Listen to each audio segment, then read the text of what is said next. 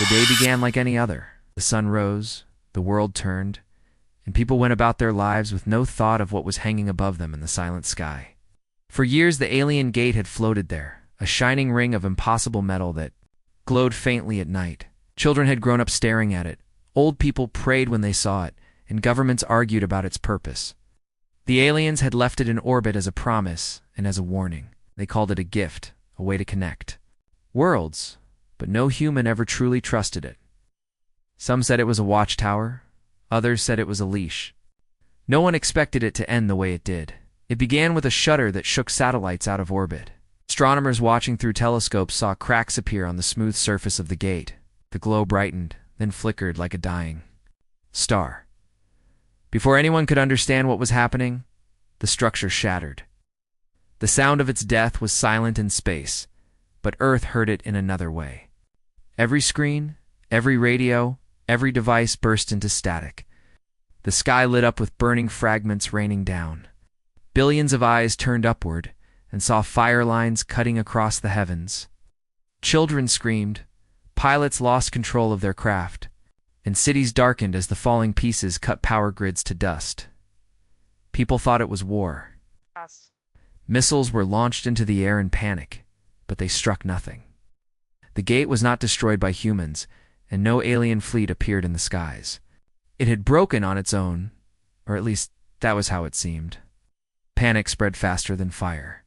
Governments shut down communication to hide the truth, but fragments of the wreckage still rained across continents, and some of those fragments were not just metal. Strange black shards pierced the ground like spears, glowing faintly as if alive. Where they landed, compasses spun, machines failed, and whispers leaked into radios that were not tuned to any frequency. Soldiers who touched the shards reported voices speaking inside their heads. Among the chaos stood one man, Dr. Elias Cade, a quiet engineer who had once worked on classified alien projects. He had long warned that the gate was unstable, but no one listened. Now he stared at the falling sky with a calm expression that frightened even his colleagues. He was not surprised the gate had broken.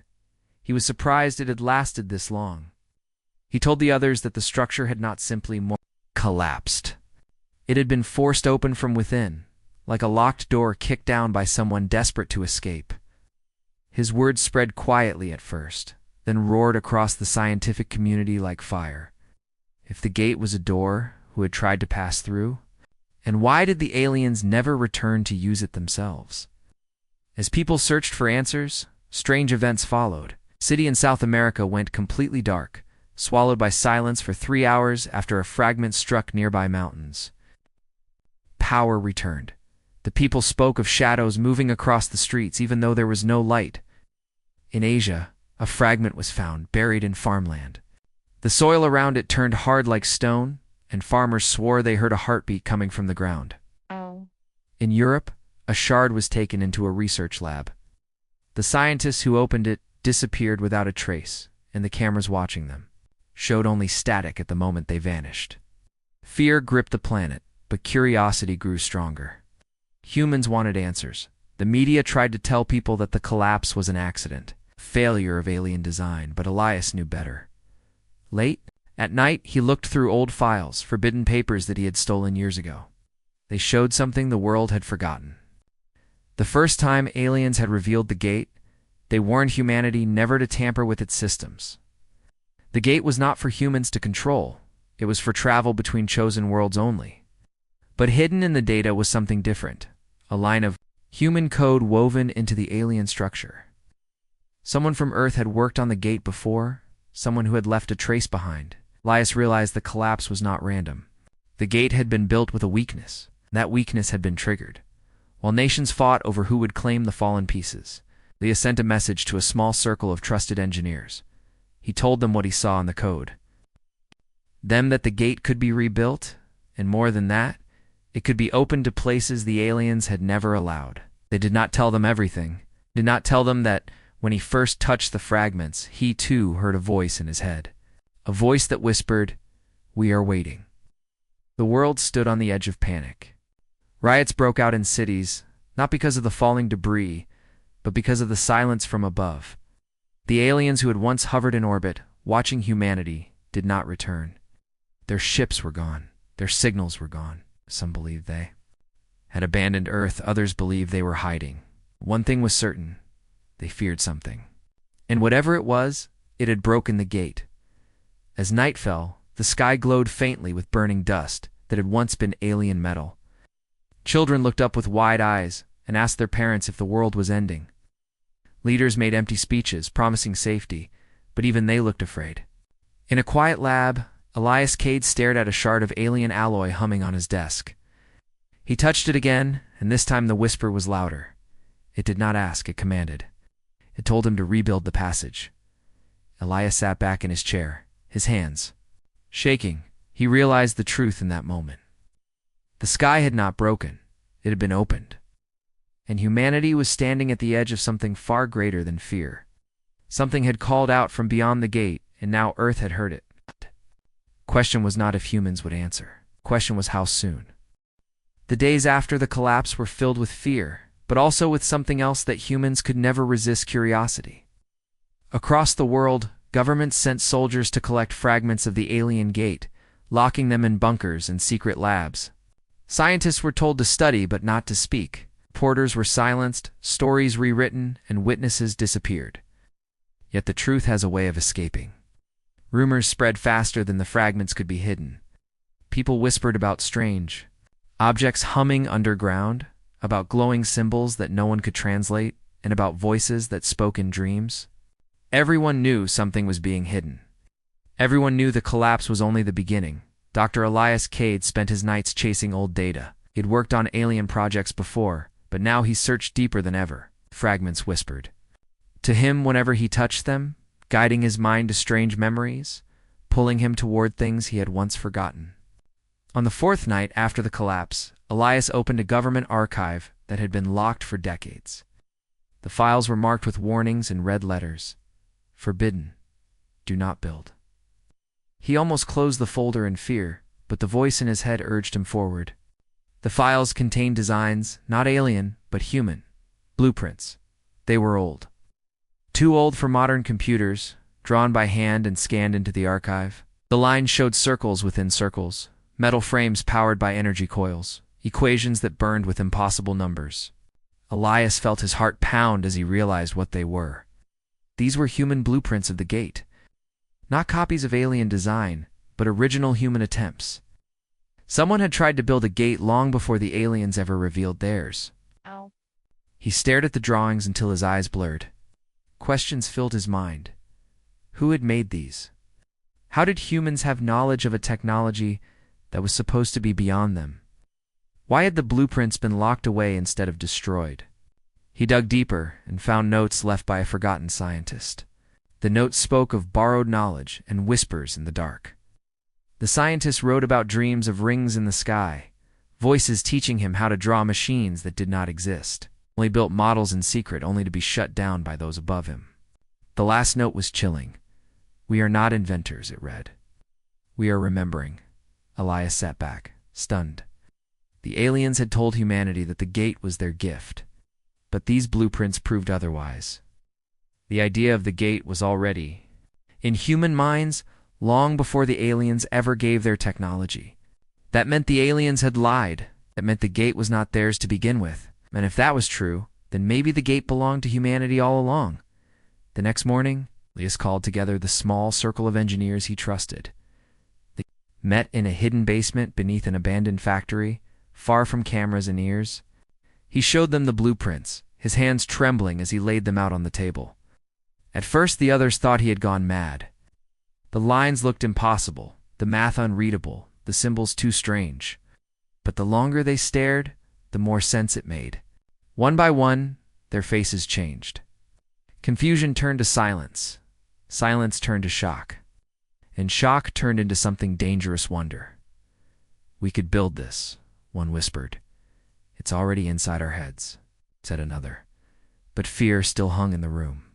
One engineer asked the question they all avoided. Why were these blueprints forbidden? Why did someone lock them away? Elias had no answer. Deep inside, he felt he already knew. Aliens had hidden them. Maybe they feared humans building the gate on their own. Maybe they feared what would happen if humans remembered too much. That night, news came from orbit. Alien ships had been seen near the edge of the solar system, silent and watching. They did not come closer, did not speak, but everyone knew what their presence meant. They were waiting to see if humanity would obey their warning.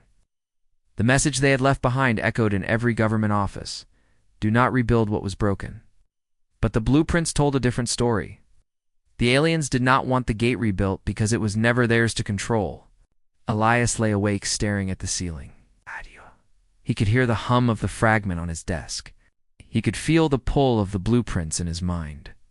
His dreams were filled with circles of light, with the sound of footsteps echoing beyond a door that waited to be opened. The voice that whispered to him grew stronger each night. Sometimes it sounded like a stranger. Other times it sounded like himself. It told him that humans were not children playing with alien gifts. They were something older, something hidden, something waiting to return. Across the world, secret groups began to form. Some governments wanted to destroy the fragments, others wanted to weaponize them. A few wanted to listen to the whispers, just as Elias did. And as fear spread, so did a dangerous idea. Could be rebuilt, then humanity could open it to anywhere, not just where the aliens allowed. They could choose their own path through the stars. In the shadows of a ruined city, Elias met with his circle again. He spread the blueprints across the table once more. It's time, no one doubted. They knew what they had to do. They would rebuild the gate. They would open it, not because the aliens wanted it, but because humanity deserved to know what lay beyond. The forbidden blueprints were not a warning. They were a map, and Elias knew maps were meant to be followed. As he left the meeting, he touched the fragment in his pocket. It burned against his skin, and the voice spoke louder than ever. Do not be afraid. You are only remembering what you lost, he whispered back into the night. Then we will remember everything. The hidden bunkers were alive with noise. Sparks flew from machines, steel bent under burning torches, and the sound of hammers echoed like drums. Engineers and workers moved with a kind of fever, their eyes dark from sleepless nights yet filled. With strange energy, forbidden blueprints had become their guide, and the fragments from the broken gate whispered like teachers in their dreams. It no longer felt like invention, it felt like remembering. Every bolt, every line of metal, every wire seemed to fall into place as though their hands already knew what to do. Dr. Elias Cade watched the construction with both awe and fear. The massive frame of the new gate rose slowly from the ground. Towering higher than the bunker's walls, was not finished, but even in its incomplete state, it seemed alive. He felt it in the air, the faint hum that grew stronger each day, vibrating through the floor and into his chest. Machines refused to fail. Tools worked beyond their limits, and when errors appeared in the design, the workers solved them with instincts they could not explain. It was as if the gate itself wanted to be built, but with progress came unease. Some workers began to speak of strange things happening in the tunnels. A welder swore he heard footsteps following him when no one was there. An engineer reported seeing lights flicker into shapes, symbols floating in the air for only a second before vanishing. A soldier guarding the entrance claimed he saw shadows moving across the wall, even though there was no light to cast them. At first, Elias dismissed the stories as fatigue, but soon, even he began to notice things. At night, when he stared at the frame, he could almost hear breathing in the metal. One evening, a worker vanished. His tools were found neatly placed beside the unfinished ring, as if he had stepped away for a moment, but no trace of him was ever seen again. Cameras showed only static at the time he disappeared. Panic spread quietly among the team, but no. One left. They could not. Something deeper than fear held them to their work. The whispers from the fragments grew louder whenever someone thought about walking away, filling their minds with strange comfort and promises. You are close, the voices said. Do not stop now. Above-ground rumors reached the governments that the project was continuing. Spies reported missing shipments of steel and power generators, entire teams of engineers vanishing without explanation. Yet when authorities tried to investigate, they found nothing. The bunkers were hidden too well, and those who searched sometimes returned, speaking strangely, or not at all. Leaders argued whether to continue hiding from the aliens or to destroy everything before it was too late. But the decision was already out of their hands. The gate was rising, and no one could stop it. As the structure neared completion, strange effects spread beyond the bunker. Radios picked up voices that were not human, speaking in languages no one knew. Static filled the air whenever someone passed near power lines. Birds refused to fly over the construction sites, circling far away as if afraid. Compass needles spun wildly, and sometimes the very ground seemed to pulse, shaking slightly even without earthquakes. Scientists tried to measure the effects, but the data made no sense. Time itself seemed unstable near the frame. Some clocks ran faster, others slowed. Once an entire hour of footage simply vanished from a recording device. Elias grew restless. He felt pride in what they had achieved, but he also felt the weight of something pressing in from beyond. The whispers that once guided him now spoke in riddles. The way must open, the seal must break, the memory must return. At night, he woke with sweat on his skin and visions of endless stars in his eyes. In those dreams, he saw humans walking across galaxies, gates opening one after another like doors in a long corridor. He saw the aliens cowering, hiding, breaking the gates to keep humanity small. And each time he woke, the same question burned in his mind. Had humans built the gates before? The workers no longer asked if the project was right. They only asked how soon it would be finished. Even soldiers who had sworn to guard the engineers now joined in the work, driven by the same unexplainable pull. Some even laughed when sparks burned their skin, working harder as though pain meant nothing. It was as if the gate fed on their will, growing stronger with every hour.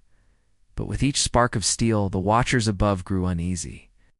Satellites captured faint glimpses of alien ships shifting in the distance, their fleets stirring at the edge of the solar system. Though they did not approach, their presence was heavy, like eyes staring down from the dark. Messages from intercepted channels suggested panic among them. They spoke not of invasion, but of fear that the humans would succeed. Then one night, the half-built gate lit up. The workers froze as the frame glowed with lines of fire, humming louder than ever before. Tools dropped to the ground as people stared in shock. They had not powered it yet. No energy had been fed into the structure, and yet it moved. The hum rose to a deep vibration that rattled the walls, and a bright flash filled the bunker. When it faded, the frame was still. Dark, but every fragment stored in the lab had begun to glow. Answering the pulse-like voices singing in harmony, Elias fell to his knees. He finally understood. They were not building the gate. The gate was building itself through them. They were only hands, only memory, only pieces of something greater that was trying to return. And if the aliens feared it, then perhaps they were right to fear. Because when the last piece was placed, Elias knew the passage would not just open. It would awaken. The first light of dawn touched the earth, but no one looked at the sun that morning. Every telescope, every radar, every camera in the sky was pointed toward the edge of the solar system. The watchers had arrived. Silent shapes glided between. The darkness and the stars, fleets of alien ships that dwarfed anything humans had ever built. They did not broadcast greetings. They did not send warnings this time. They only hovered like vultures circling a wounded animal. On Earth, people froze when they saw the images on their screens. Children asked if war had begun, while adults whispered the same question in fear. Why had the aliens come back now? Governments of Earth argued in secret. Some wanted to surrender, to bow and promise they would not rebuild the gate. Others wanted to prepare their armies, though they knew no weapon they had could harm the fleets above. Elias Cade sat in a dark room while the leaders shouted through their secure channels. His eyes were fixed on the glowing fragment in his hand. He could feel it vibrating harder than before, as if the alien presence had woken something inside. When one of the generals demanded to know what the aliens feared, Elias finally spoke. His words cut through the noise like a knife. They are not here to destroy us. They are here because they are afraid of what we are building. The room fell silent. The leaders did not want to believe it, but they had already seen proof. The gate fragments hummed with strange power, and the forbidden blueprints worked, like keys in locks, long forgotten. Humanity had begun to assemble pieces in hidden bunkers, and the new frame already stood taller than any skyscraper. Engineers whispered that the design felt alive, as though it wanted to be completed. Machines worked longer than they should have, drills refusing to overheat, metal bending perfectly to shape as if guided by unseen hands. Something was helping them. News leaked to the public, despite all efforts to contain it. Pictures of the alien fleet spread across the internet, blurry shapes with lights brighter than stars. Some people prayed, begging the aliens to save them from their own governments. Others cheered, claiming it was proof that humanity was becoming something powerful enough to scare an empire. Crowds filled the streets, shouting in anger or in joy. Panic and hope mixed together until the world felt like it was burning from the inside out. Then, for the first time since the collapse, the aliens sent a message. It was not broadcast through words, but through every screen, every speaker, every device that could carry sound. The voice was deep, metallic, and filled with contempt.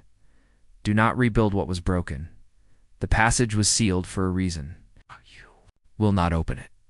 The message ended without explanation, leaving Earth in silence once more. People begged for answers. Why had it been sealed? What was on the other side? But no response came. The fleets only circled, waiting like guards. At a prison gate, Elias could not sleep. The words of the aliens echoed in his mind, but so did the whisper from the fragment. The aliens said it was dangerous. The fragment said it was destiny. He stared at the blueprints again and again, each time noticing details he had missed before. The equations were not just science. They were memory. They felt like handwriting he already knew, as if his own mind had written them in another life. He began to wonder if the aliens were not protecting humanity at all. Perhaps they were protecting themselves. In the underground construction site, sparks flew day and night. Workers who had once doubted now moved with purpose. Some swore they felt watched. Others swore they felt guided. One night a welder's machine broke, yet the metal sealed itself without heat, the frame glowing faintly afterward. Rumors spread that the gate was building itself through human hands. When Elias walked through the tunnels, he could hear the low hum of the structure. It reminded him of a heartbeat. As the frame grew taller, strange things began to happen across the world. Oceans shifted slightly, tides rising higher than predicted. Birds flew in strange patterns above cities. Compasses spun wildly near the hidden bunkers. The Earth itself seemed to respond to the gate's rebirth. Scientists struggled to explain it, but Elias already knew the truth. The passage was calling, and the planet was listening. The alien fleets began to move closer, their lights piercing the black sky above Earth. Fear spread again as people thought the attack would begin. Missiles were fueled, soldiers were ordered into position, but no shots were fired. Instead, the fleets remained still, sending silent signals into the void. They were not aiming at Earth. They were calling for reinforcements. And if they were calling, then whatever lay beyond the gate must have terrified them even more than humanity did. In the middle of the night, Elias stood alone before the half-built frame. He touched the cold metal and felt warmth beneath the surface. The whisper filled his mind once more, clear and strong. They fear what you will remember. They fear you more than you fear them. His breath caught as he realized the meaning. The aliens were not guardians. They were jailers. And the gate was not just a door to another world. It was a key to humanity's true self. The next morning, as alien ships formed a wall of light above the planet, Elias gathered his engineers. "We cannot stop now," he said. "If they fear what lies beyond, then it is something they tried to take from us. They sealed the gate because it belongs to us. We are not their children. We are not their servants. We are the ones they fear." His words lit a fire in the group. Whatever waited beyond the passage, they would find it. Even if it meant war with the stars above them, the alien fleets circled in silence. Below, the gate's frame hummed with growing power. Humanity stood between fear and destiny. The Watchers had arrived, but they had come too late. The passage was almost ready to open. The air was heavy the night the gate came alive. For weeks, the hidden bunkers had echoed with the sound of machines, drills, and sparks. Workers had pushed their bodies past exhaustion, guided by something they could not explain. The half-finished frame had become complete, rising above them like a giant circle of steel and light. No one had expected it to work so soon, yet the whispers grew louder, urging them to finish. And when the final piece was locked into place, silence fell. The machines stopped on their own. The lights dimmed. Then the frame pulsed with a low thrum, deep enough to shake the ground. Elias Cade stood at the center, staring up at the massive ring. His heart pounded like a drum. He had seen engines come alive before, but this was different. This was not just a machine. It felt alive. The frame glowed brighter, metal bending slightly as if stretching after a long sleep. Round him, the engineers watched with wide eyes, too afraid to breathe. They all knew what was happening. The gate was waking. Above Earth, the alien fleets moved. Ships shifted position, forming a wall of light in orbit. For the first time, they broke their silence, sending desperate messages across every channel. Stop.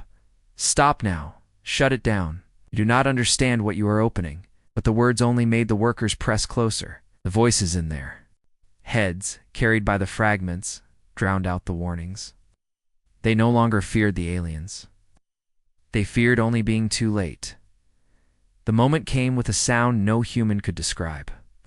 It was not a bang, not a crack, but a deep echo like the earth itself was speaking. The ring shone blinding white, and in its center, space twisted. The air shook as if reality had been pulled tight and ripped apart. Darkness spread inside the circle, then rippled with colors that no human eyes had seen before. It was not a hole. It was not a screen. It was a door. The gate had opened. The first to step forward was not human. A figure emerged, tall and slender, its body made of light and shadow mixed together. Its form shifted with every heartbeat, one moment solid, the next like smoke. The workers froze. Soldiers raised their weapons but dared not fire. Elias's breath caught in his chest as the figure stopped just beyond the threshold. Its face had no eyes, no mouth, yet everyone in the room heard the same word in their minds. Finally, the sound was not threatening. It was not cruel. It was heavy, ancient, and filled with relief. The figure looked at the humans, though it had no eyes. Then it turned its gaze upward, toward the alien fleets hovering in orbit. In that instant, the aliens panicked. Their ships lit up with weapons. Fire. Beams of energy brighter than suns shot down, tearing through the sky toward the gate. The bunker shook as the blasts rained, but the figure did not move. The fire passed around it, bending away as if the universe itself refused to touch. Elias stumbled forward, unable to stop himself. "Who are you?" he whispered. The figure tilted its shifting head toward him. For a moment, its form flickered, and Elias thought he saw a human shape hidden inside the light. The voice filled his mind again. "I am not your enemy. I am what they tried to hide from you." The alien fleets fired again, harder, faster, but their weapons still did nothing. Some ships exploded from their own attacks, their beams bent back against them. Panic spread through the armada, their perfect formations breaking as they retreated further into orbit. The figure stepped fully into the bunker, its shadowy form brushing the walls without burning them. The workers fell to their knees, not in worship, but in awe. For the first time, humanity realized the aliens were not gods. They were cowards. They had feared this being so much that they had broken the gate to keep it sealed away. Elias forced himself to stand tall. His voice shook, but he asked the question burning in every mind. "What is on the other side of the gate?" The figure's head tilted again, its form shimmering like a storm of light. "Your beginning," it said, "and your future." No one spoke. The hum of the gate filled the silence, steady like a heartbeat. The figure stretched out a hand toward Elias. The moment it came close, the fragments in his pocket glowed hot, and the whispers in his head merged into one clear voice. It was the same voice as the figure. It had always been the same. Elias's knees nearly buckled as realization struck him. The fragments were pieces of this being, scattered when the gate collapsed. It had been calling to him all along, Above them, the alien fleets began to retreat. They were not regrouping, they were fleeing. Whole armadas turned and fled into the blackness of space, breaking faster than any human eye could follow. The skies cleared, leaving only the trembling stars. Humanity had expected invasion. Instead, they had watched an empire run. The workers whispered among themselves, fear mixing with excitement. Some believed the figure was a god. Others thought it was a weapon. But Elias understood something deeper. This was not an invader. This was a prisoner finally freed. And if the aliens had gone to such lengths to keep it locked away, then what else had they hidden from humanity? The figure lowered its hand, turning once more toward the open gate. The colors inside rippled like water under moonlight. "Come," it whispered. "It is time you remembered who you are." Elias felt the words cut through his soul. He did not know what lay beyond that door. He did not know if humanity was ready. But he knew one thing with certainty. They could not go back. The gate pulsed again, brighter than ever, casting light across the bunker and into the night sky. For the first time, humanity stood not as beggars, not as children, but as something far more dangerous. The passage had opened, and Earth would never be the same. The bunker trembled as the gate pulsed brighter than the sun. The figure of light and shadow stood before it, waiting without impatience. The workers stared, torn between fear and wonder, while Elias Cade's mind spun with questions. Beyond the circle of shifting colors lay something unknown, something the aliens had tried to bury forever. His heart raced as the figure spoke again, its voice inside every mind at once. "This was always yours. They only chained you away from it."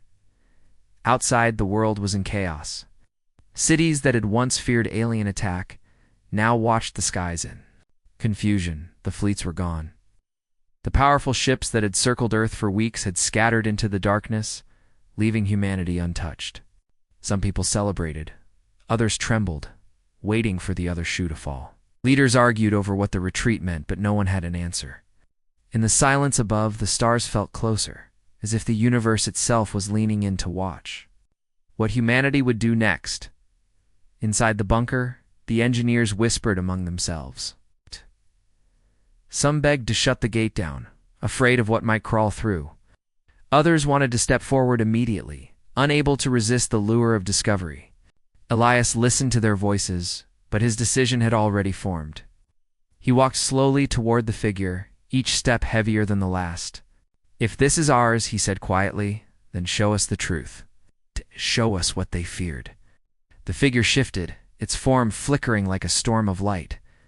For a moment, Elias thought he saw faces within the glow, faces like his own human. Faces looking out from the swirl of shadow. The voice filled him again. "Then come. The first step must be taken by your kind." It turned toward the gate, and the colors rippled like water stirred by a hand. Elias hesitated only once, then he stepped through. The air changed instantly. It was not cold, not hot, but heavy, like he had walked into the heart of a storm. Vision blurred, then cleared. He stood on solid ground, but not earth. The sky above him was black and endless, filled with strange constellations. Towers of stone and metal stretched into the distance, broken and overgrown. The place was ancient, ruined, but alive. Every wall hummed faintly. Every stone seemed to remember a purpose. Behind him, the circle of the gate shimmered, showing the bunker where the engineers watched in shock. The figure of light stepped beside him, its form steadier now, less shadow and more human. "This is where it began," the voice whispered. Elias turned slowly, eyes wide. The towers were not alien, they were familiar. Their shapes matched human design, older but unmistakable. Statues stood half buried in dust, their faces carved in the likeness of humans. Elias's chest tightened. The truth pressed down on him with crushing weight. This world was human. It had always been human. The others followed. One by one, engineers and soldiers stepped through, drawn by the sight. Their voices trembled as they touched the broken walls, tracing carvings that showed humans holding stars. Humans building gates, humans walking among the galaxies as if they owned them. "We were here," someone whispered. We were here before them. The realization spread like fire. Humanity was not a child race given scraps by aliens. Humanity was something older, something the aliens had tried to erase. Back on Earth, panic and hope spread together as news leaked. Images of the other side appeared on screens, carried by cameras pushed through the gate. Crowds gasped as they saw the ruined city, the statues, the impossible truth. People shouted in streets, some falling to their knees in prayer, others raising their fists in triumph. For centuries, humans had feared they were small in the galaxy, nothing compared to alien powers. And now, the truth shattered that fear. They had been powerful once, and they could be again. The figure walked ahead, leading them deeper into the ruins. Its voice was softer now, almost human. They broke your gates. They sealed your memory. They called you weak, so you would forget. But you are not weak. It are the storm they feared? Elias followed, his mind burning with questions. Why did they do this? Why keep us trapped? The figure turned its shifting head, because you are not meant to be ruled. And rulers fear what they cannot chain. Back in the bunker, leaders and generals screamed through radios, demanding the gate be shut, demanding the soldiers return, but no one listened. Those who had stepped through could not go back unchanged. They felt it in their bones, a spark, awakening inside them. The gate had not just opened to another world, it had opened to their true nature. As the group explored, they found something deeper within the ruins. Another gate, smaller but intact, buried beneath stone, at surface. Still glowed faintly, waiting to be awakened. The figure placed its hand upon it, and the hum grew louder. There are more, it said, scattered across the stars. Broken, hidden, waiting. Your kind built them once. You will build them again. Elias stared at the gate, his heart pounding. With both fear and joy, he finally understood. The passage on Earth was not a gift from aliens. It was a lock on a prison door. Humanity had just found the key. When they returned to the bunker, their faces were different. They were no longer filled with fear of the fleets above. They were filled with certainty. The aliens had tried to stop them, but it was too late. Humanity had stepped through, and the first truth had been revealed. The galaxy would no longer see Earth as weak. They would see Earth as something lost, returning to claim its place. That night, under the quiet sky, Elias stood by the humming gate. He looked up at the stars, no longer feeling small. He whispered to himself the words that echoed in his heart. We were never children. We were only forgotten. And with that, humanity's new story began. The Watchers had fled. The gate was open, and Earth had remembered. The throne had never been broken. It had only been waiting.